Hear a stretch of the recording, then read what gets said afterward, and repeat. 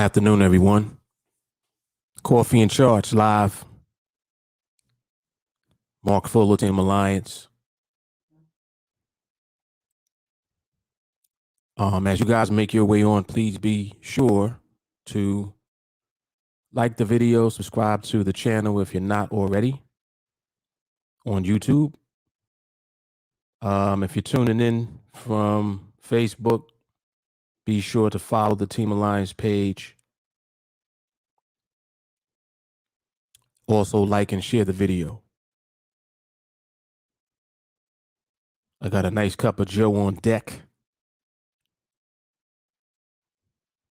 Coffee is real good. When my coffee is good like this, it motivates me to come on.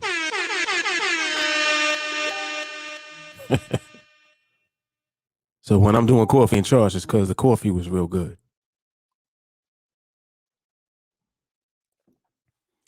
All right.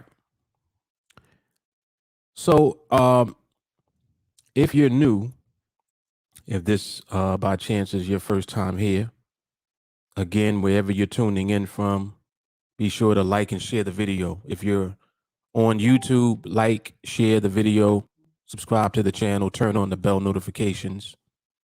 If you're tuning in from Facebook, follow the TeamAlliance page, like and share the video. Also, when you follow the page, turn on the there's a little bell on the page also for you to get notifications.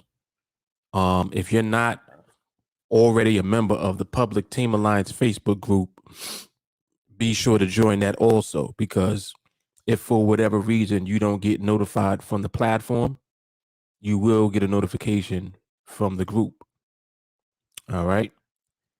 And if you're on Twitter, be sure to retweet, like the video, share the video, all that good stuff. All right. Okie doke.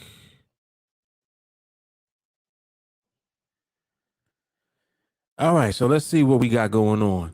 So I've been observing the market for a little bit, not too long.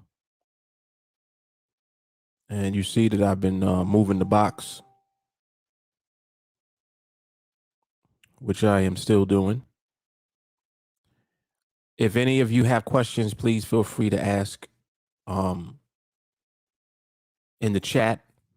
I can see from wherever you are, so it doesn't matter what platform you're on. I'll be able to see your questions and or your comments. All right.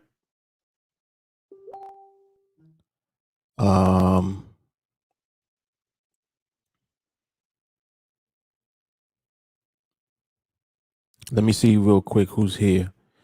I see Forrest in the building. I see Walker. Walker, I got it. That's the 1 o'clock. All right, we'll take a look at that in a moment. I see Mel here. Anthony Pandozzi, Anthony Anderson, Soul Child, what's happening? David Johnson, Young Henderson, William Hartman, Nico's in the building. I see Key, Sharonda, Jay Carly, Stacy, Maui, Jeff. All right, cool. Charles, what up?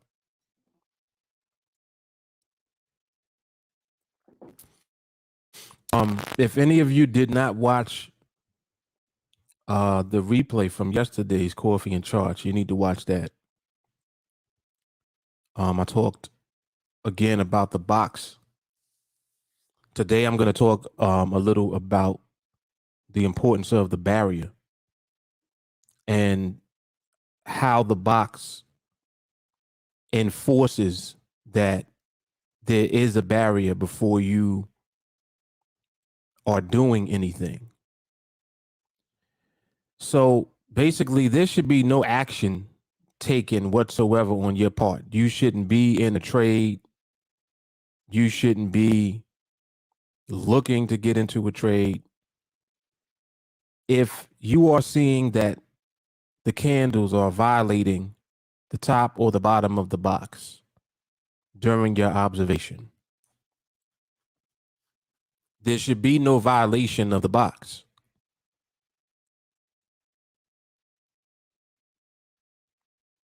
For purposes of you wanting to ultimately end up in a trade. If you're in a trade and the market violated the box, you have no business being in that trade. There should be no violation of the box. One, when you're in a trade. Two, before you enter a trade. So this way you can't make the mistake of thinking that, oh, it met parameters, or, you know, it was a valid setup. That's irrelevant if the market, as displayed by the candles, are violating the box. If they're moving through the box, if they're, you know, there's a wick that went through the box and came back in the box, all of that is a reason for you to move the box. The box is important. The box is powerful, and really the box is all that you need to execute the process that you learn, or that you're learning, I should say, for those of you in training with TA anyway.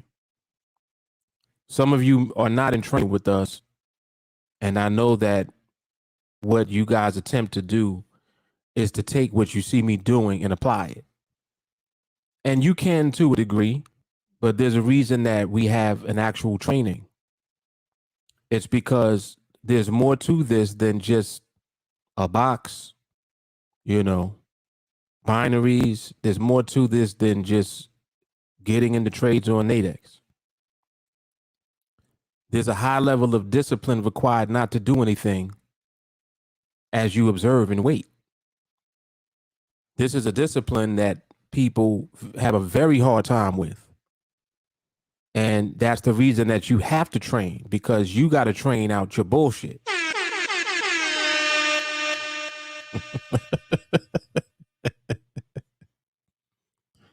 You got a lot of bullshit in you. You get anxious, you get exhausted, you get tired, you get thirsty. Anytime you start thinking like, damn, I didn't get a trade yet, that's you getting anxious.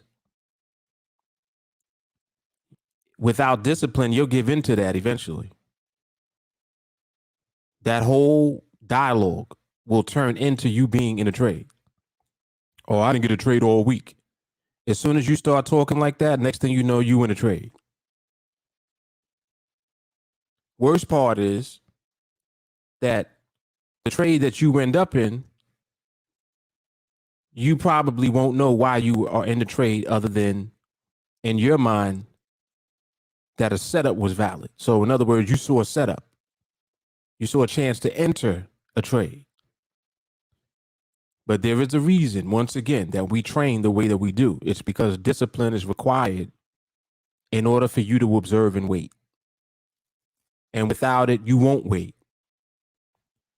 So I know already, even without people telling me, that they do certain things when they don't train. If you're not training, I know that there's certain things that you're going to do. Like attempt to enter trades the way that you see me in a trade. You'll review videos and stuff that I've done, and you'll look at trades that I've been in, and you'll attempt to enter the market the same way. Some people even take it as far as violating the parameters that I teach. There's a reason that the parameters are what they are. You cannot have your cake and eat it too. In other words, it's one thing to understand why you're entering, and it's another thing to actually apply the rules for entering. Understanding why you're entering does not justify breaking the rules to enter. Whoa.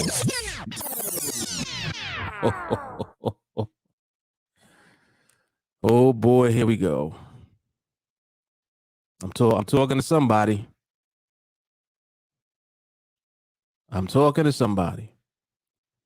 Nicole, what's going on? I see you just popped on. I need to repeat that, I think. Understanding why you're entering does not justify you breaking the rules to enter. In other words, just because you begin to understand stability doesn't mean that you violate the parameters. Uh-oh.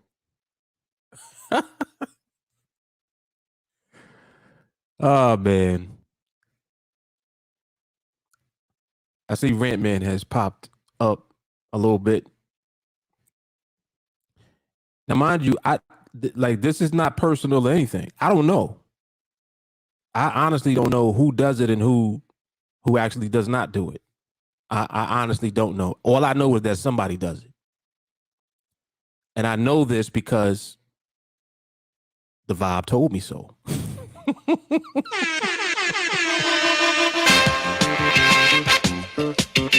Dom de Monco. Dom de Monco. All I know is the vibe never lies, man. See, there's a reason that I bring something up. It's because somebody's doing it. And if somebody's doing it, it means that you need to hear from me that you shouldn't be doing it, even though you know you shouldn't be doing it. But anyway, it's never personal. This is always business. So if what I say applies to you, it's just simply because you needed to hear me say it to you. Sometimes people just need that. Like, oh, when Mark said it that day, it finally hit me in the head. Because it's better that I tell you than the market show you. You don't want the market to show you that you shouldn't be doing it. The market is not going to be as nice as me. The market is just going to punch you in the mouth, and that's it. That's it. But anyway, so let me see something. Let me see if I can, before I forget, let's take a look at this that Walker sent me. All right, let me see if I can share this.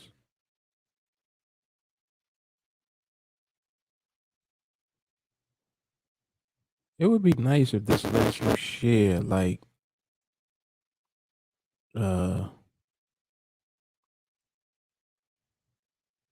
me see. See, it doesn't let you change what you're sharing. Like, you got to stop it completely and then reshare. But it's all right. I'll just deal with it. I won't be petty. Let's see. Is this it? Yeah, this is it. All right. So this is what Walker sent me. This is the 1 o'clock, I believe. The 1 o'clock on the EU.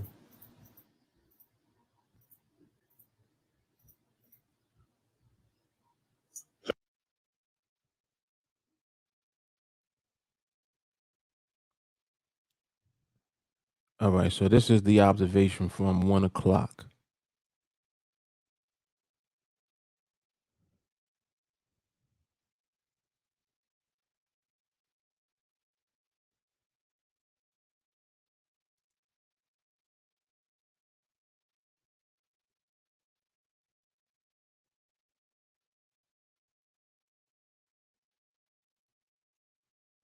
Mm-hmm.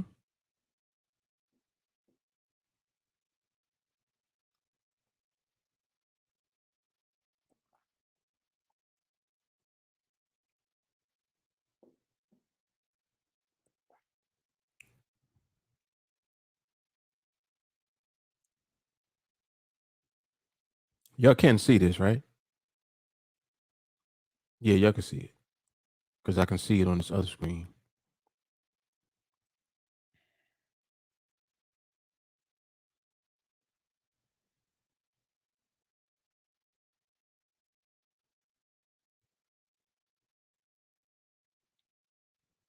Okay.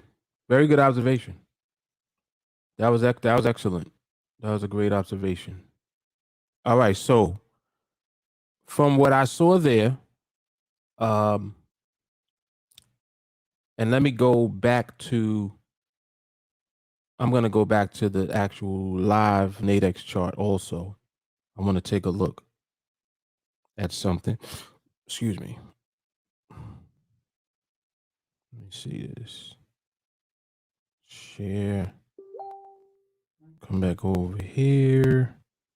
NADEX. All right, there we go. All right, and before I do that, let me just observe this quickly. Let's see. 6565. So right here, actually, with a +1, this will be valid.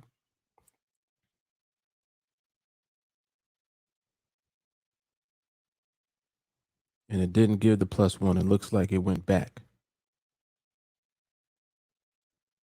It went from 5 to 6. instead of 5 to 4. Okay, so we'll dismiss that. But I do want to see if this is actually going to respect this barrier here. I'm more interested in that for this observation right now. And it is respecting the barrier. All right, so that's a good sign. So that's the second binary from what I'm seeing that respected the barrier. So the one that Walker sent me, which was at 1 o'clock.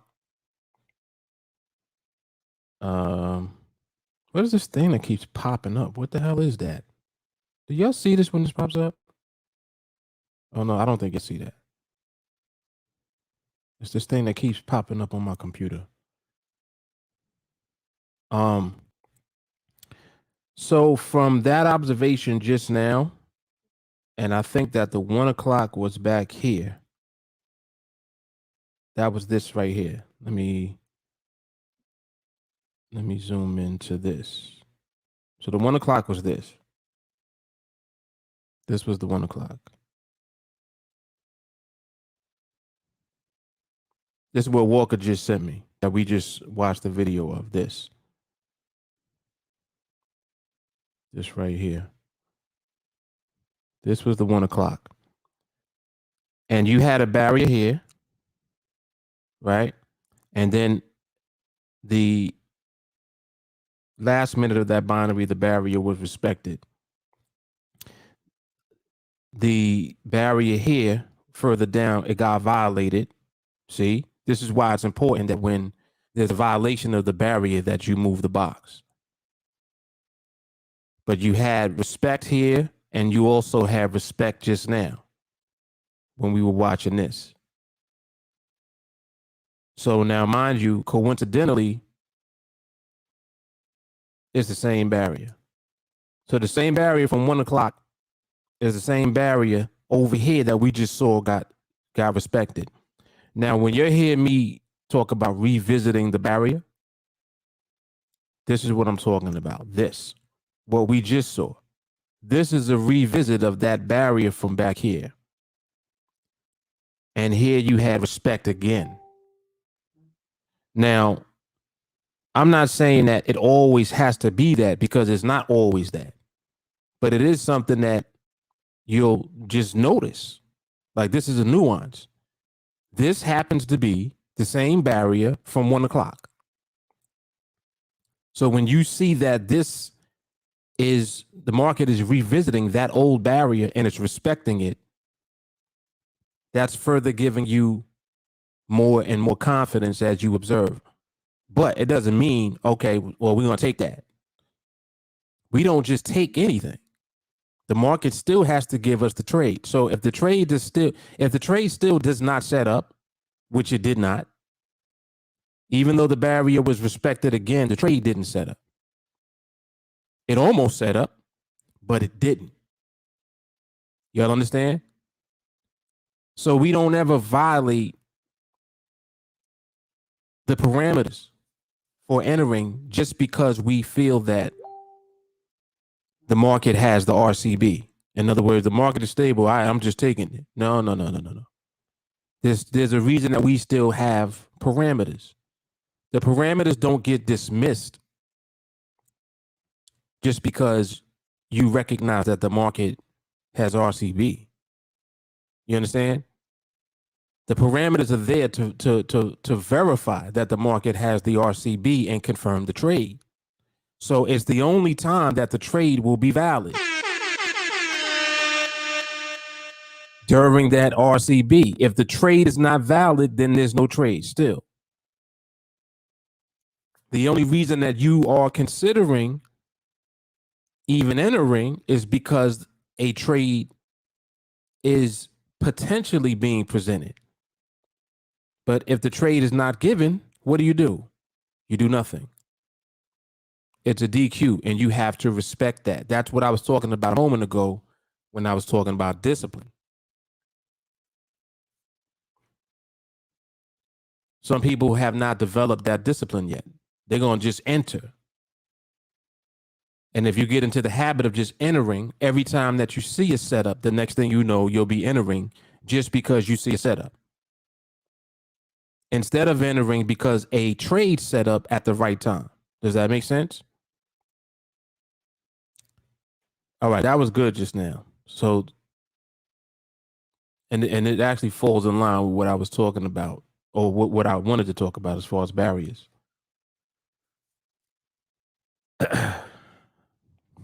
Soul Child, gotta apply the protocol on yourself.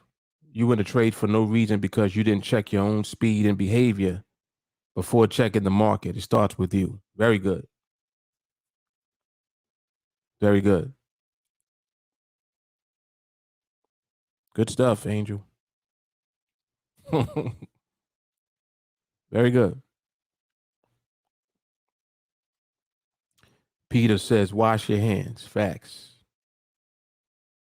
Shiny, observation mode 99% of the time. That's the reality. That's a fact. That's a fact. And the thing about observation mode is that your observation needs to be correct. See, you're not observing for the sake of trying to get into a trade.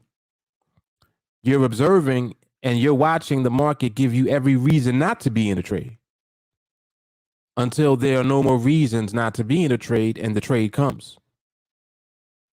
And not only is the trade coming, but it's coming at the right time. You'll know that because you have been observing the right way. Jeff Hunter, what's good? Yep. So it all makes sense when it's all said and done. And don't think that just because it looked like a trade setup and all of that, and you didn't get, into the trade or whatever the case may be, that you missed out. It's just like just now. On this right here, this was not a valid setup. Was the barrier respected? Yes, it was.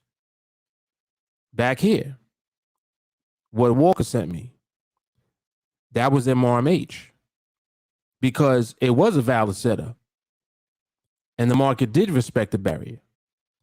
So now this MRMH is basically letting you know that the market has granted you permission to enter into the next setup that you see come at the right time. But again, you're still verifying that it's the right time. So in actuality, you're always doing the same thing. It's not like MRMH means take the next trade. That's not what it means. MRMH means take the next valid trade if the time is right.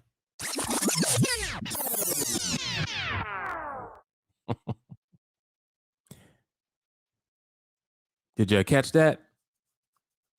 Take the next valid trade if the time is right. So in other words, if you have RCB and the next trade sets up, that'll be the trade. And again, we almost had it here just now, but not quite. So that was a disqualification of the setup.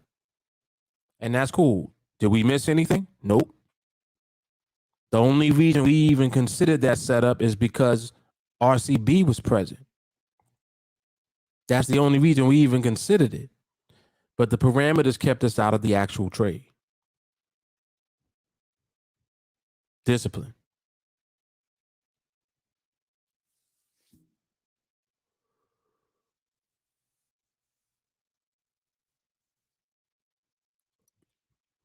Jay Carly, what's up? Yeah, talking about barriers.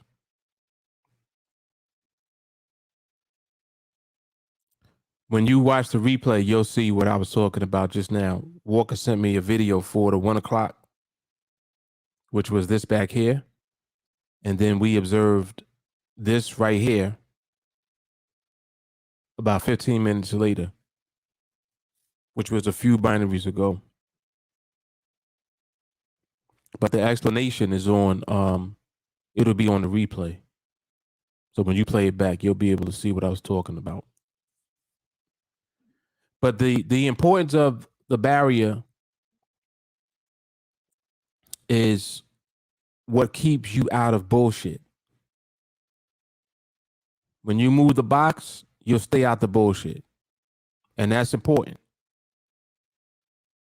That's important. So the market violating the top or bottom of the box means that it's violating whatever barrier it could have either already created or it may have wanted to create.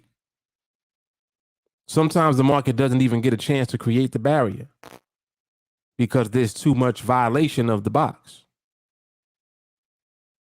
See? Sometimes it don't even get a chance. If it does get a chance and the market is violating the barrier, move the box and ignore anything else that happens. Meaning that if there is any type of setup, that's not for us. That's not going to be our trade. Yep. Shawnee, I don't believe a 10 micro pip candle can be a part of a range. Right or wrong. I don't mess with many skyscrapers. Nah, because I mean, sometimes what can happen is this. Sometimes you can have a long candle in a series of smaller candles, but the subsequent smaller candles will confirm that the longer candle might have just been a change of the position. Sometimes a long candle changes the position of the market above or below a given strike price. Sometimes it can be in between the strikes. So in other words, if you have a long candle in the box, but then the subsequent candles are smaller, the smaller candles are letting you know that that longer candle was just a shift in the position. Because remember that dominance is always what we are looking at. What's dominating in the market? Smaller candles are dominating. Okay, cool. So there's a longer candle. We know that we're not necessarily, well, not even necessarily, we're not doing anything with the longer candle, first of all. Even if a trade was setting up, there would be nothing for us to do with that longer candle. But if the dominance is smaller candles, meaning that the market is ranging, then we know what the longer candle meant. If you had a longer candle and a series of smaller candles, the longer candle represented a shift of position. But if you got a bunch of long candles, you got a bunch of candles violating the top or bottom of the box. You got a bunch of wicks. You know, you seeing candle wicks hit the top of the box, go over and come back. You know what you're dealing with. So really the simplification is exactly what I'm showing you with the box. If you keep just moving the box, you'll be able to see everything that's happening. Like you can just see, look, I'll give you an example. This candle right here touched the box. This one didn't. So when I move the box, I'm gonna put it on the candle that touched the box. And then I'm gonna move the whole thing over so that we only see the candles inside the box. So now when we're looking at the box, all the candles are in the box. Now we're looking to see if the market is going to continue its activity inside of the box. And if it does continue that, what will it inevitably do? It will inevitably create a barrier. Then what? It'll inevitably create a cluster. It's already ranging. It would have to be ranging just to be in the box with so many candles. If the candles are remaining in the box, you know that it's ranging. It's only 2 pips between the top and bottom of the box. So if you got candles towards the lower half of the box, it's ranging. If you got candles towards the upper half of the box, you know it's ranging. If candles are violating the box, you keep moving the box. You just move the box along. That way, every time that you observe activity, you'll only consider the activity that's inside the box so that you can see once the market ultimately creates that barrier, creates the clusters after it has already started ranging. Remember that it can't create a barrier with clusters in it if it's not ranging. And it can't start ranging if it's violating the top or bottom of the box. So you can't mess it up. I forgot which live I did, but I kept reiterating the fact that you can't mess this up. If you do this, you can't mess it up. That's how powerful this is. If this is what you do through your observation, you can't mess it up. Because as you look at what the market's doing, you're like, oh, nope, touch the top. Nope, it's violating the top, violating the bottom. Nope, nope, nope, nope. And you keep doing that and you're moving the box along. Once the market finally does decide to start to stabilize, then start ranging, and then it creates a barrier, then it creates the clusters. Once it does that, you'll see it. It'll be obvious. And then if the market decides to give you a trade too, ka-ching. Time to get paid. So you literally are sitting there just waiting for all of that to take place and to manifest. And as it does, you know, that's what ultimately goes on. That's what goes on. It's very simple.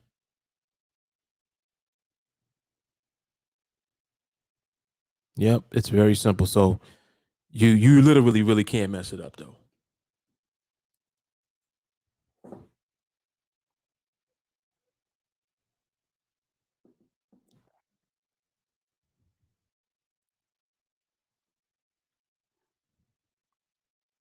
Cannot mess it up.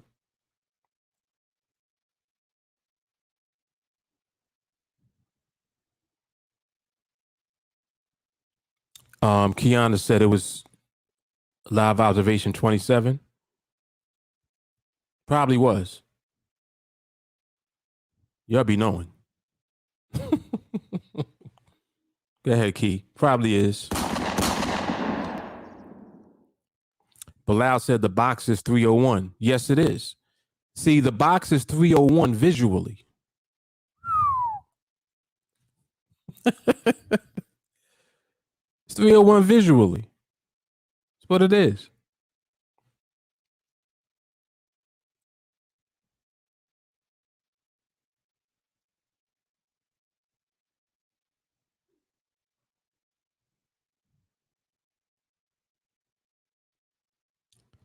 Walker, the 130 was an excellent keeper for the books. False RCB setup.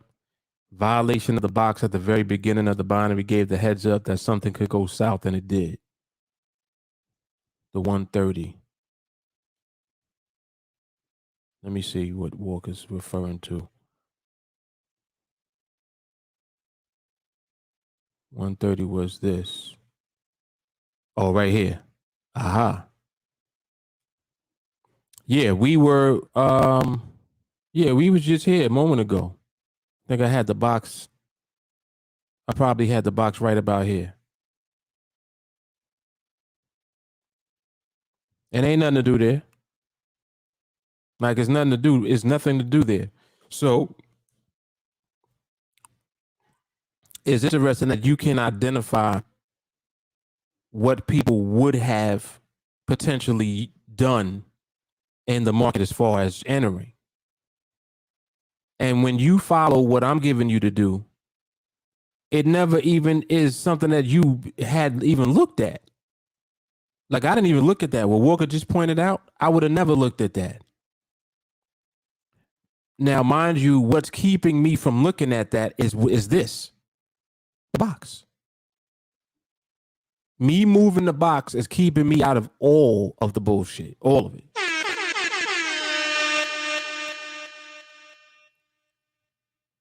So I honestly I won't even know what somebody might have, done as far as, yeah, I took it and it was RCB at first, and then it wasn't RCB. It's like, no. When you do this, you never get caught up in that. You just don't. Never get caught up in that. Just like right now, you see how all these candles are in the box, and you see how now we're in the last minute.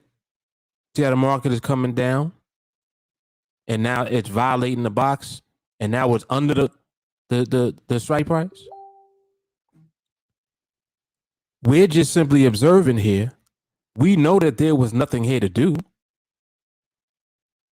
So there shouldn't even be any conversation about, oh, man, I'm glad I didn't take that one. There was nothing to take. There was nothing to take here.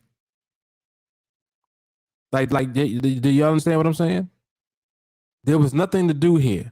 The only thing that was going on here potentially is if the market would have continued moving forward, it could have been creating this as a barrier, but we would have needed to see that actually revisit this barrier and respect it and then set a trade up for us.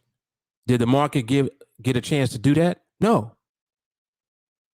Just now on the last minute of this binary, the market came all the way down, broke below this strike price and ended underneath. So we didn't have a setup here. We didn't have a reason to do anything here. So this is not even a consideration for us. That's the point I'm making. So now this gets violated. What do? We move the box. Move the box. So now we move the box. So now all we're seeing is two candles, a red one and a blue one. Watch. That's all we see now. And again, is the market going to create a barrier? Well, let's see. Top of this candle is 4.8, where the market now is at 4.9. It's already violating the barrier. If it goes through this strike price, we're going to move the box again. And we just continue on moving forward doing the same thing. So you see how you never get caught up in no bullshit? You understand? So now look. So here you got 4.8, here you got 4.9. And now the market is going across. Now the market could be potentially creating this barrier. See? And we know that because we're observing right now. But again, if the market violates, it ain't going to be a barrier because it's not respecting it. But we're waiting. We're observing to see what the market's going to do. And again, if you just use the box and allow the market to unfold as you observe, you'll know. There won't be any question about it. As I'm doing this, I'm also looking at how the market's moving. I'm like, okay, market actually has a bit of movement still in it, a little too much movement in it. If I see that, I know. I'm like, nah. If anything, it'll be testing the barriers, but there's still too much overall movement. In other words, I want it to tighten up more. Why do I want that? Because the less movement that there is, the more stability in the movement will manifest. See, it's easier for the market to stabilize when it's moving slower because you're able to see it. Now look at what the market's doing now. Look at now. You see how it's violating the strike? That means that the barrier that it was creating here is not being respected. Did we have a setup here? No. There's nothing to do. You see what I'm saying? So this is how people be getting caught up because they'll look at this and they'll try to enter the trade because they see this. But this doesn't mean anything yet. This is what the market has been doing. It's been violating the barriers. It's been violating the box. It needs to stop doing that. We want to see more candles in the box. We're not seeing that yet. See, we so far, just as we've been observing since we've been on here, we've seen 2 instances of a barrier being respected on 2 different binaries. But neither one of them was an actual opportunity for us to trade. Because the first one we needed to observe, and we did. That was the one that Walker sent me. That ended up being MRMH. But the market is still not fully following through with everything that it needs to do. What happens after that? 15 minutes later, another binary comes into fruition. The barrier holds, but the trade didn't set up. Was there anything to do there? No. So what do we continue to do? Observe and wait. And as we observe and wait, we move the box and we keep moving the box. Market keeps violating the box. We keep moving the box. Like there's no game playing with the market. We're not here to play with this. Ain't nobody playing with the market. And anybody that do play with the market gets slapped. And then they wonder why they get slapped, because you're playing games. You playing games. It's nothing to play with. Muffin Woman, what's going on?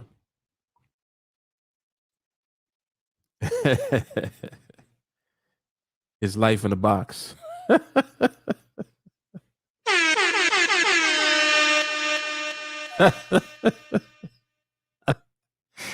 I like that. Yep, the box is 301. That's a fact.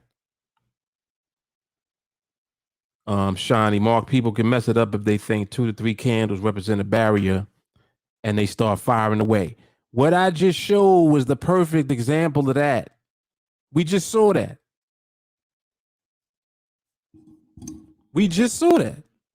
I just did that. That was this. That was this just now. This right here. You had 2 candles here. Well, actually 3. There were 3 candles here, and then here the market violated the top of the box right there. Nothing to do. Come on, man. And if you anxious and thirsty, here you getting anxious, you're like, I'm gonna just take it. And if you took a short here, you got slapped. Also, if you took a short here, that's a total violation of parameters. So what were you doing?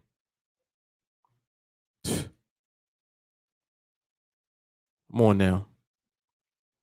That's exactly how I know the bullshit people be doing, just by them talking about what trade they ended up in. It's like, well, how you end up in that? Like, how was that even possible? There was nothing there. Nope.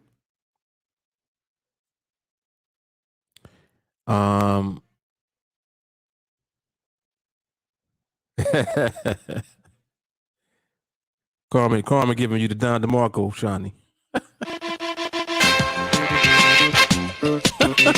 Dom DeMarco.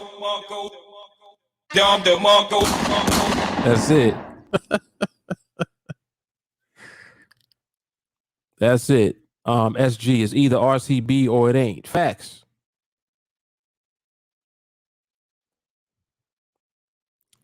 Now that's funny.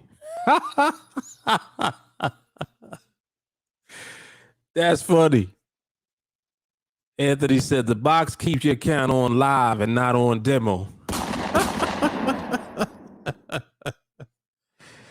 Man.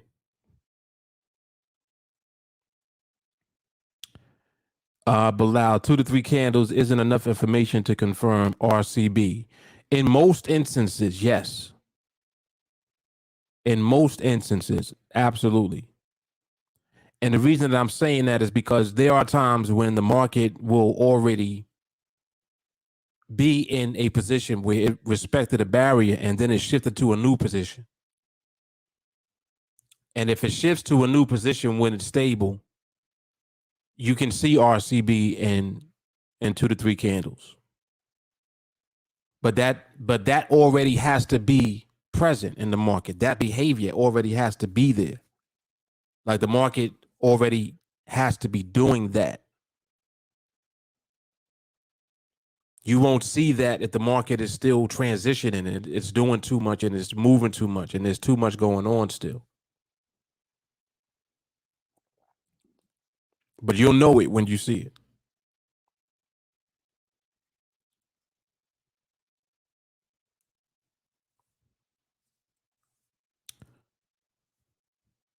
Oh, really?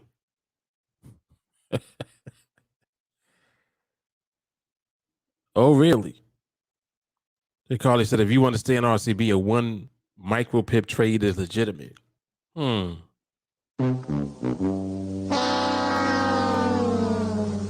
She said, but that's none of my business. I don't even know what that means. Somebody taking a trade with one micro pip of what? I'm not even sure what that means. One micro pip away from the strike? Really? What you talking about, Willis?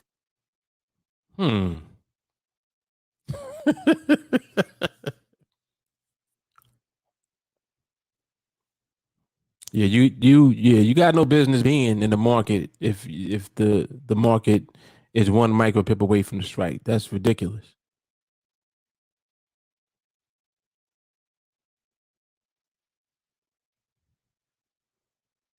Oh, really?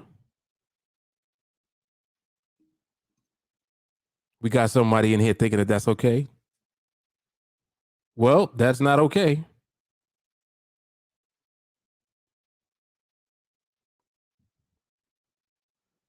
I believe it means you could take a trade from the market with one MP above the strike. Well, if anybody want to try it, go. Hey, more power to you. But is that what we do? No, it's not. Is that what I'm teaching you to do? Absolutely not.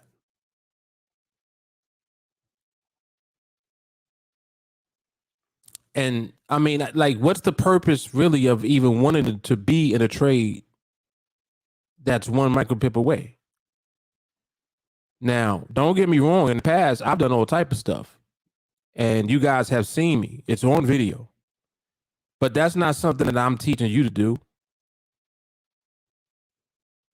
And I got a screw loose anyway. So, I've had my moments.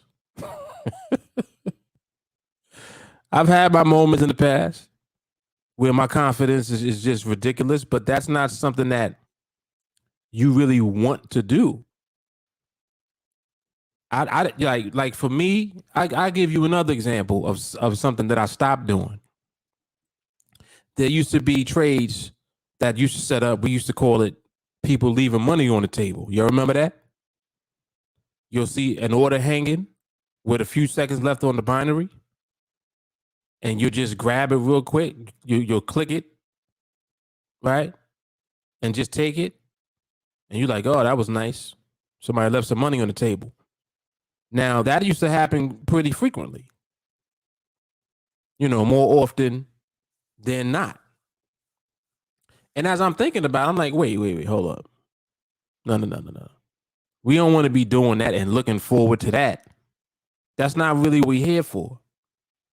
Even though people would leave money on the table, yes, but that's not what is going to allow you to trade as a career and be profitable. What if people catch on and then they stop leaving money on the table? Then what you gonna do? You looking for money on the table and ain't no money on the table. So then what you gonna do? So I had to think about that. Like, you know what? Let me stop doing that. And I just stopped. Cold turkey. I'm like, I'm not doing that no more. And you shouldn't be doing it anymore either.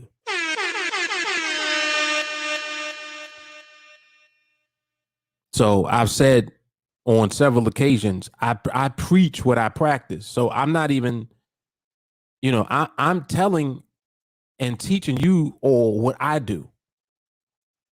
I'm not teaching y'all something and then I'm doing it too. What I'm teaching you is what I'm doing. So forget about practice what you preach. I preach what I practice. I do it first. That's why I can talk shit, because I do it first.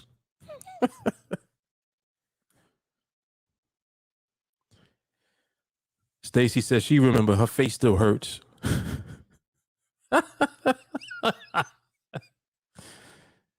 Oh man, yes, very true. Right. Ever since we stopped, we don't even see them no more. Exactly. Exactly. Right. There you go. Would you do it at 300 contracts? That's a no.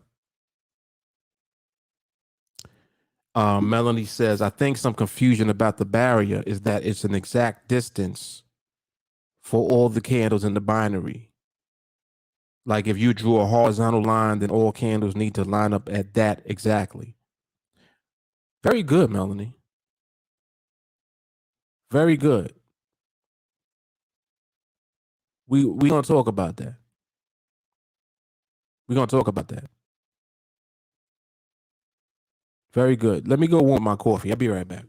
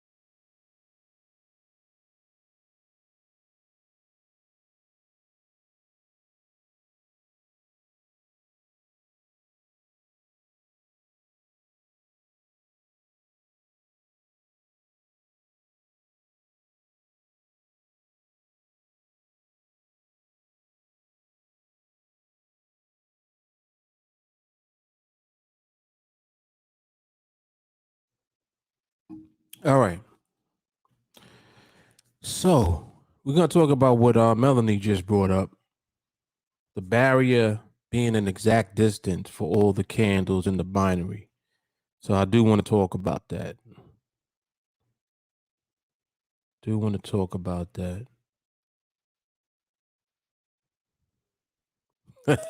this is funny.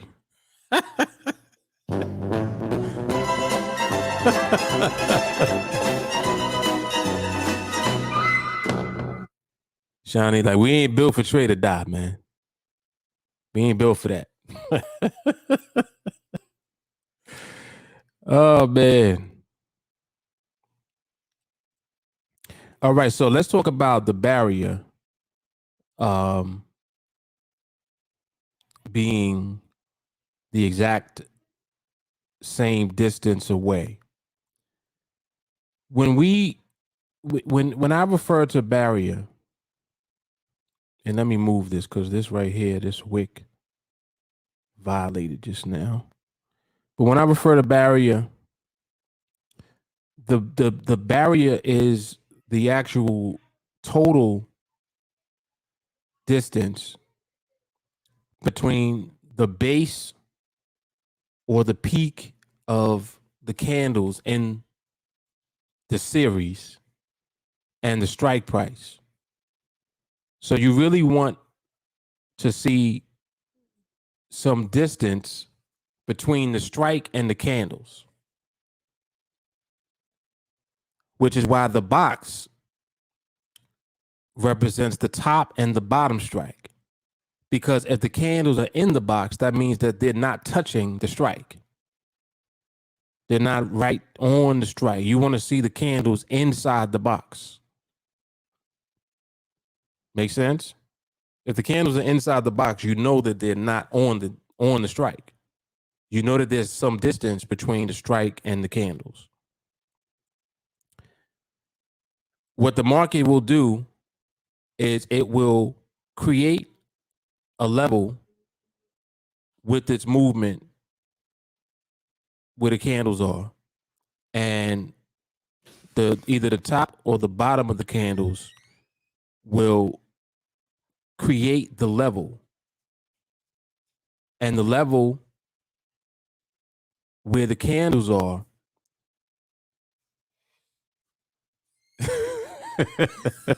what are y'all doing? The level where the candles are is a test of the price. You see? It's a test of the price that the market went to.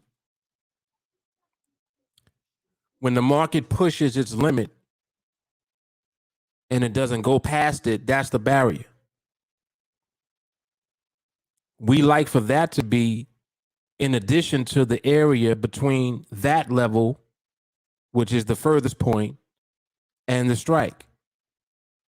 So in other words, when you look, there's actual space between where the candles are and where the strike price is, or the strike level is.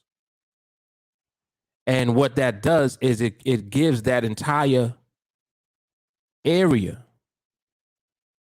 that barrier, because not only do you have the extent of where the candle is, but you also have space in between that and the strike price. So it further reinforces that the market is not going to violate or go beyond that level. Does that make sense?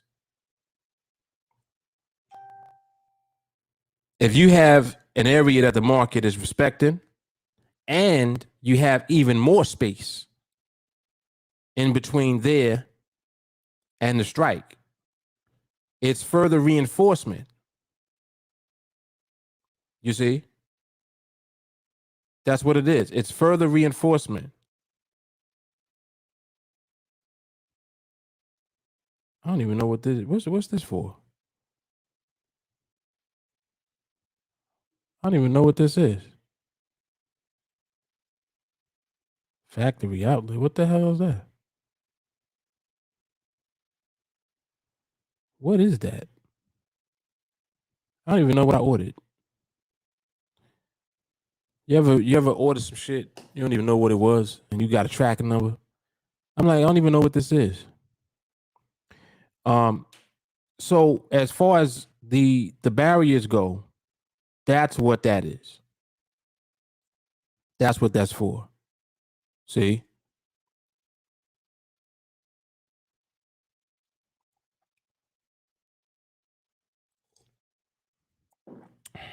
Yeah, I don't even know what this is. The hell is this for? Time after time. Well, I guess I'll find out when it comes. All right, anyway.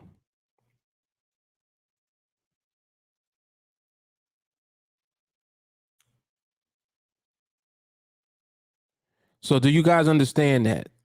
Does that make sense? Does anyone not understand that? If you don't understand that, just say so.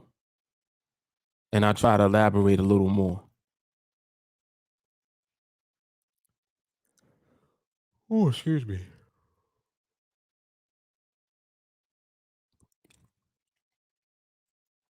I also want to mention Walker has been doing a great job with recordings, because when you're able to see what you should not be doing also, it just further confirms what you know that you should be doing. Like, I'm always going to tell you exactly what you should be doing, just like how I talk about the box, right? I'm telling you about the box. I'm explaining the box, showing you how to move the box along, right? As soon as you see a candle violate the top of the bottom, move the box. What that does is it gives you authority with your observation.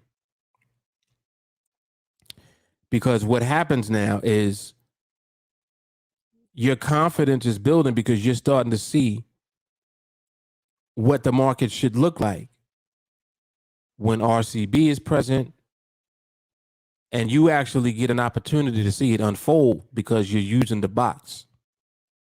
The box allows you to see it when it does take place. Put it like this: you're not going to be able to see RCB without the box. You can't just look at a chart, right? Just take a chart like this and be like, oh, I see RCB over here, RCB over there. Now, of course, I could do that, but I'm just saying, visually, it makes it so much more obvious for you because of this box. So the box not only keeps you honest, it also builds your confidence. Now look at this. Watch this. So look here. You see this? So you got 8-7 and you got here 8-6, right? Market is creating a barrier here. Market is stable right now. The market is ranging, and the market is creating a barrier here. Now, as the barrier continues to be respected, you'll see that same level, that 8-6, that 8-6 is going to hold. Market's not going to violate. It can go up as high as 8-7. Right now, it's holding at 8-6. And as it continues to do this, if it moves across, let's see where it is now. Now it's at 8-8. All right, so it's inching up a little bit. So, but you get the idea as far as what I mean, as far as there being space between that area and the actual strike price. So far the furthest extent has been 8-8. So it's like, oh well, Mark, well, what's the actual barrier? The barrier is the whole thing. It's the whole area. What the market is doing is it's revisiting and it's retesting this area. The area is 8-6, 8-7, 8-8. That's the area. And so far it's respecting it. Now let's keep watching. Now here we are, last minute of the binary. Look at where the barrier is. It's still at 8-8, ain't it? Now when you come here and you pull up the ticket, now apply the parameters. Now you apply the parameters because there's a barrier here. There's a barrier here. Apply the parameters. And I'm not saying what they are because you already know what they are. Just apply it. Look at that. 7. Is that barrier being respected? Yes. Is the barrier holding? Yes. Did the trade set up? No. Is it RCB? Yes. See? Did you see that? Now we just saw that in real time. You just saw RCB take place in real time. Did the trade come also? No. But you do have RCB right there. That's what it is. You just got a chance to see it. And if you look at the candles, look at the candles. There's space between the candle and the strike.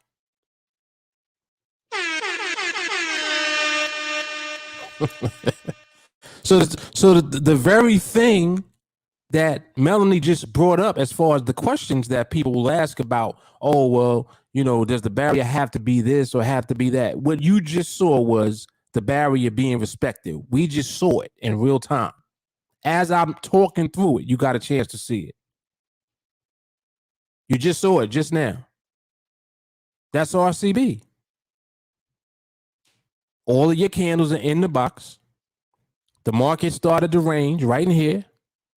The market revisited this area right here. What did it start to do? Respect it. It respected this level. Is it also in the box? Yes. Is there a barrier here? Sure is. Is it respecting the barrier? Yes, it is. That's RCB. You got a range. The candles are clustering right here. And the barrier is being respected all at the same time. And the trade almost set up.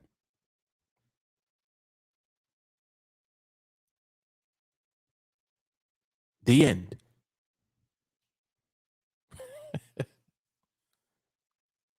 So, come on now. And it's so crazy that just happened right as soon as I came back from warming up the coffee. Mind you, Melanie asked the question, then I stepped away. As soon as I come back, it happens. Come on, man.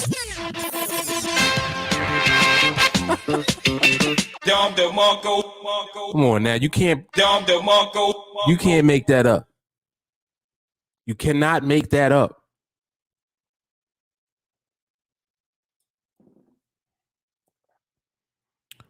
To clarify, each candle needs to hit the exact same line of the barrier. No.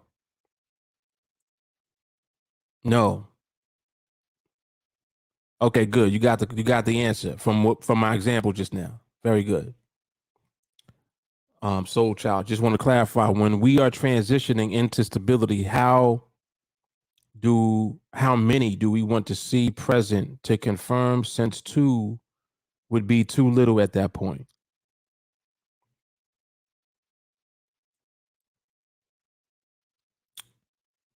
You're talking about candles? How many candles? Well, how many candles are here? At what point did you know that this was RCB just now?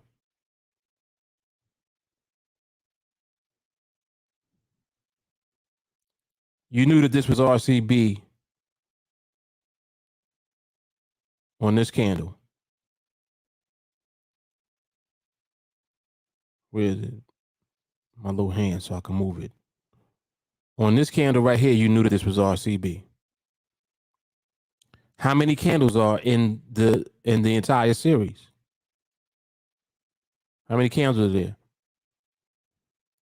So you may not always look exactly like this. So I don't want you to get caught up in how many candles you have to have. It could be 2, it could be 3, it could be 4. What makes it the RCB is the fact that the entire series is respecting the barrier. It started respecting the barrier from here. 8.6. This one, 8.6.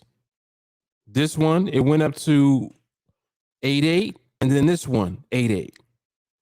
So you knew that 8.7 was already the area. So it already started respecting it from here. It didn't violate, because if it would have violated, it would have went to the strike.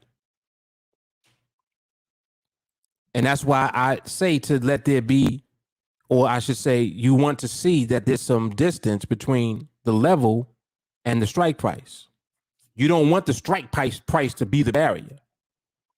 You want there to be distance between the candles and the strike, so that the entire thing represents the barrier. Does that make sense? This entire area represents the barrier.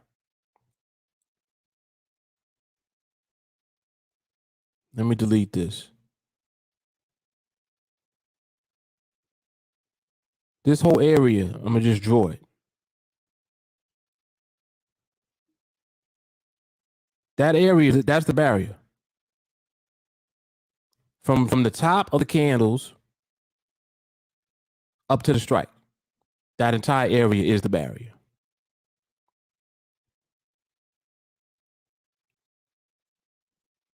So that's why when you see that the market is touching the strike, you move on, because you don't want the strike to be the barrier.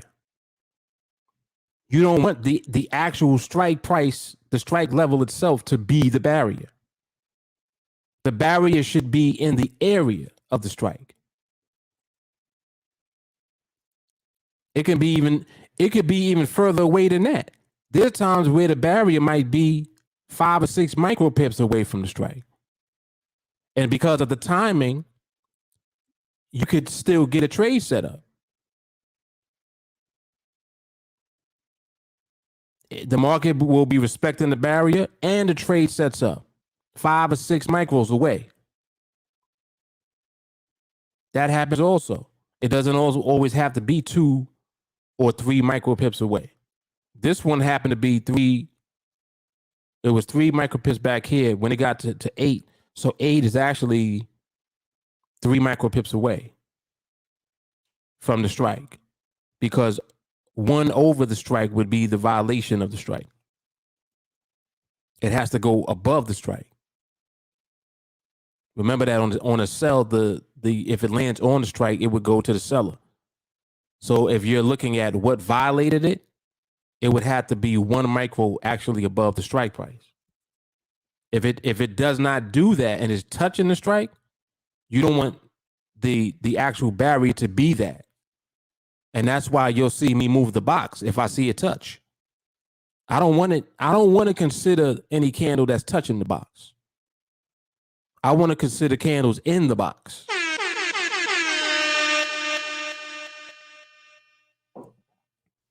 So the barrier is where the candles are in the box. The extent or the extreme area that it moved to in the box. And that's how you'll know where the barrier is and that there is one, because you have that plus the distance to the actual strike price.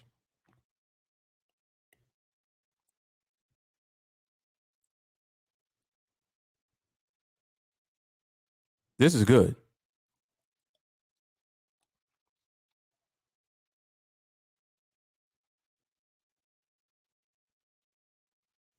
I used to do it with looking at the highest, lowest open graphic, and I was counting those candles that touched the barrier only.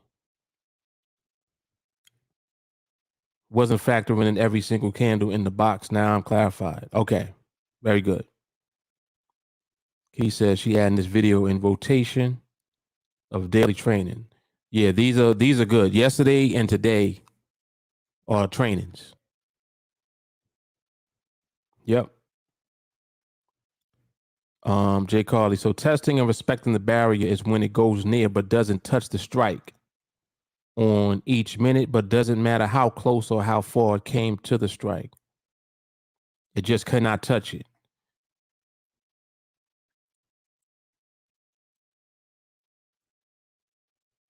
I'm not going to say it doesn't matter.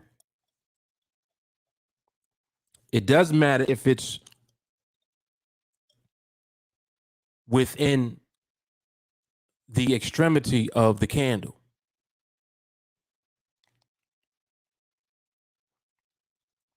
you don't want there to, let's say that you got candles that created a level 4 micro pips away from the strike. And then on a revisit, it's now 1 micro pip away from the strike. It violated that area where those candles were previously. It's not like it went from 4 to 3. If it went from 4 to 1, now that 1 is 1 or 2 micro pips away from the strike now. You have to take that into consideration because that's beyond where the previous area was. The previous area was 4. If it go from 4 to 1 away, even though it didn't touch the strike, you still need to be aware that it went from 4 to 1. So that's 3 micro pips further away than it was. So it's like it did violate that area substantially.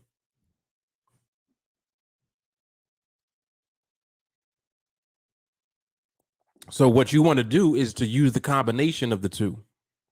You want the candles to establish whatever the level is, and you want it to stay within that area. So like just for example, when I just went through the example that we just saw, the first level was 6. Or was it, wait, was it 6? No, it was 7, excuse me. The first level was 7.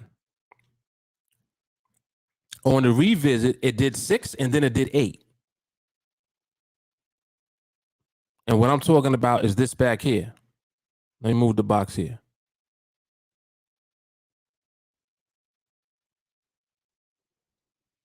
Just so I can be clear with what I'm referring to. This right here was 7. Watch. You see the highest?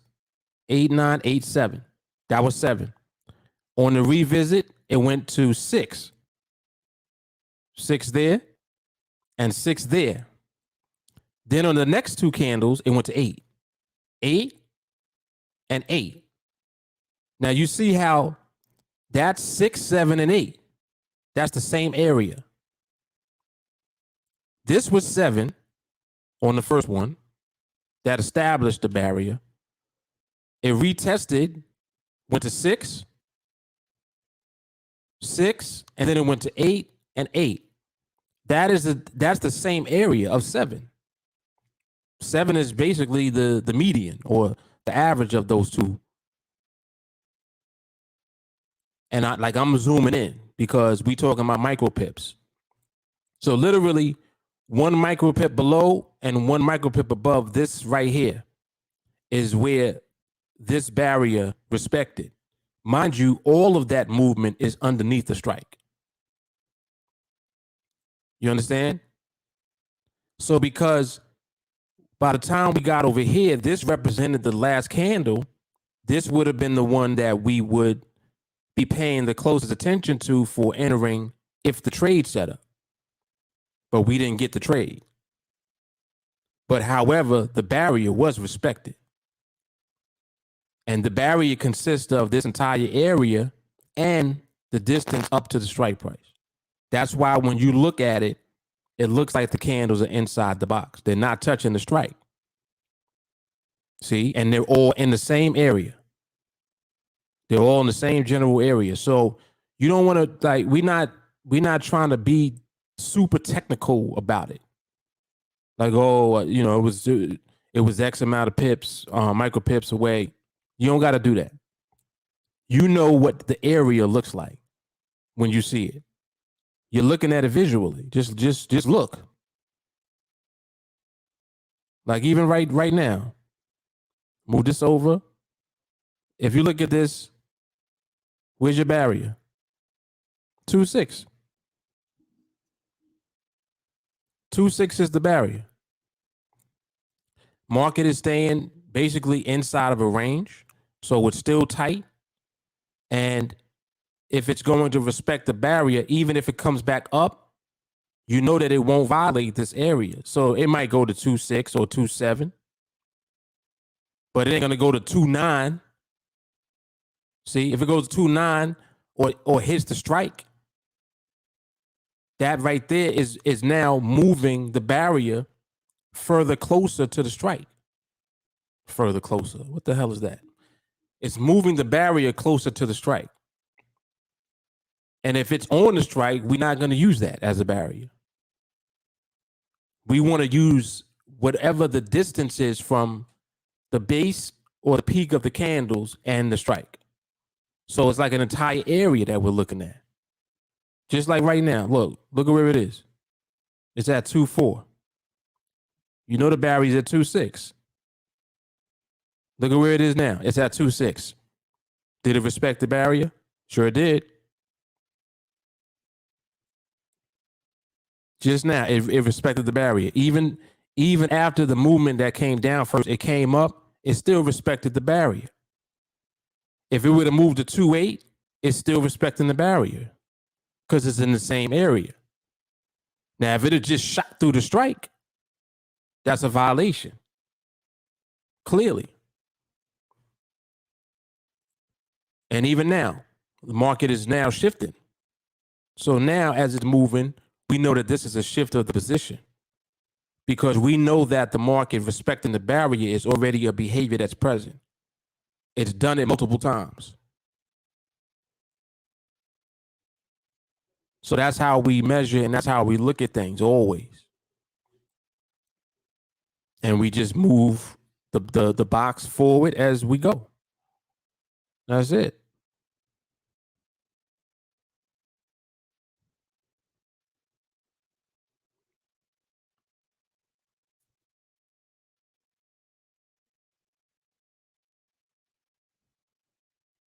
Been trying to ask this for 2 weeks. Shawnee, we need the barriers as part of our process. Market sitting in the middle of the top and bottom strike starts bringing in too much subjectivity in the process, Mark. It does. It brings in a lot of subjective things, and most of it is subjective as far as trades.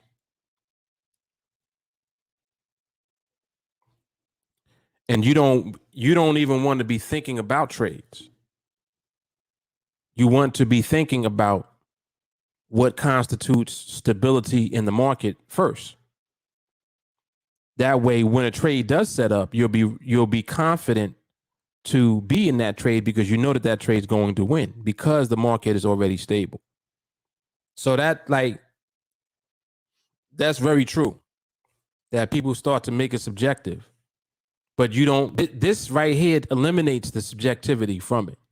Because if you just do this over and over again, you'll know what it's going to next the binary that, how we next a binary. You know how we DQ a setup. You're not even looking at a setup yet. So you're looking at up market violated the box, move the box. That's next. Just like this. See how the market is violating this? So we're going to move this. We're going to move this and we're going to totally dismiss everything that's to the left. So now this candle on the next one, it went lower, right? And if you look at it, it's actually coming directly from the strike. Sitting on the strike, 19050. Do we really want that? We don't want it really touching the strike. So you know what we can do? Just move the box over to this one. Move it over to this one. We know that the market's under, and we move this over. So now when the next candle appears, the next candle should be inside the box if the market stays under the strike. Now, mind you, we don't even see it yet. It didn't even come yet. But the next candle, if the market stays under the strike, it will be inside this box. Just watch. Watch when it appears. See where the candle appears. Look at where the candle is. Look at where the candle is. It's in the box. So this is how you always want to see market activity. Inside the box. That's why you need to move the box along if it's violating the top or the bottom of the box. So all of the movement and activity that you see visually is contained inside of the box until the market stabilizes and ultimately produces RCB. And if the market's not doing that yet, you keep moving the box along. You see how the market's going back up to the strike? We're going to move the box again. If the market goes over the strike, we're going to move the box over. There it is. We're going to move it over and move this over.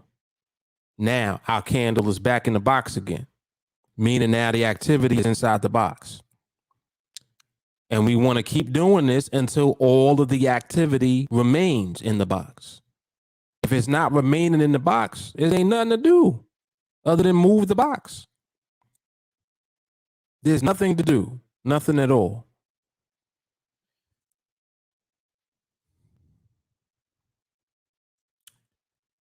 Is the high, low, open, close always in sync with the indicative? On the chart, not all the time. But it's all that you have visually on the chart. So it's okay to use the HLOC on the chart for purposes of the box. But when it comes time to drill down and you're applying parameters, you need to have a ticket open so that you can look at what the indicative is doing. Because we know that the indicative and the chart price are not always the exact same price. Y'all funny how y'all ask questions y'all know the answer to already. It never fails. Y'all stay asking the questions you know already. But I understand y'all just be asking and getting, the confirmation of what you know already.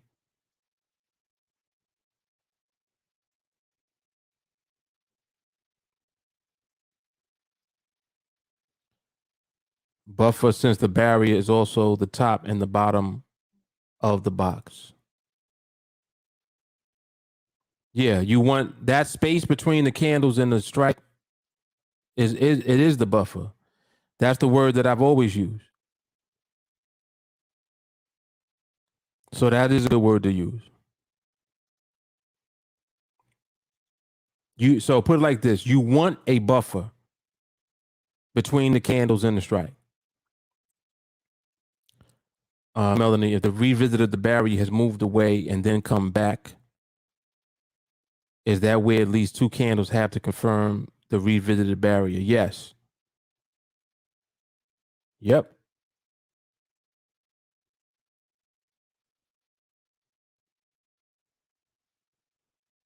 Yep.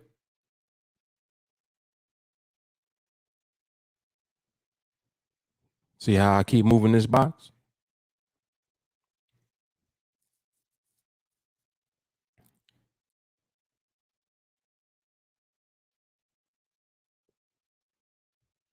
Yeah, I caught what you were asking, Melanie.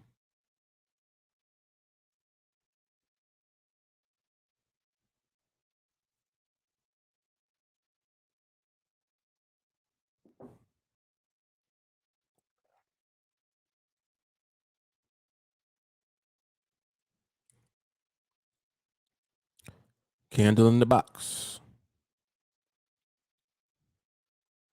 I mean, so you can see like how using the box keeps you out of all of the bullshit activity that goes on. See how this is violating the strike again? I'm just waiting to move the box, trying to see where the market wants to remain. It want to stay under, it want to go over, it don't know what it want to do yet. Right now it's staying under, so I'm moving the edge of the box over again, and I just move this over. So now when the next candle is formed, it'll be inside the box because I already know that the price is underneath the strike. There's the candle right there. See? In the box. And what we want to see is continuous candles remaining in the box. And until you see that, you just keep doing this and keep moving. and you stay out of all of the shits.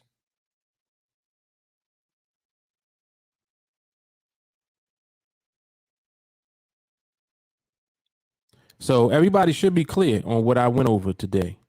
This was good. And if you didn't see this from the beginning, you need to watch the replay. Matter of fact, this will be tonight's recommended training anyway. So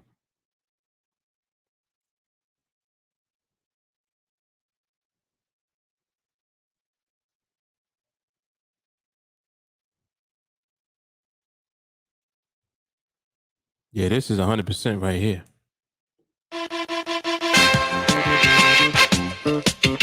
Dom the Monko. Dom the Monko. That is all facts.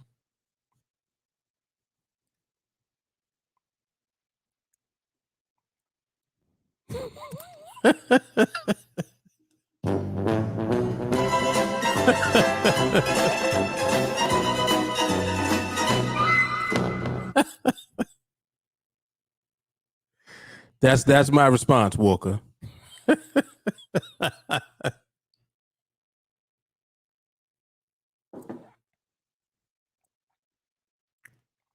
All right, so this was good. And very good, Jay Carlin. Very good.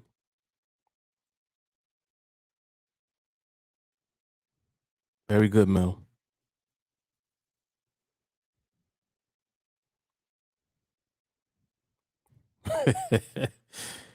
Guess you'll listen to the replay, huh?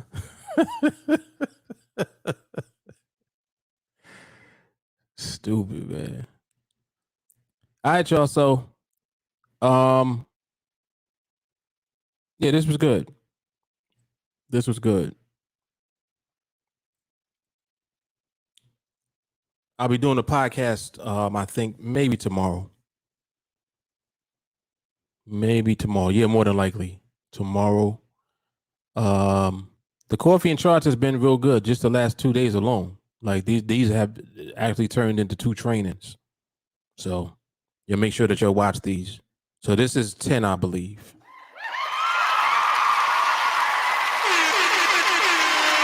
Yeah, volume 10.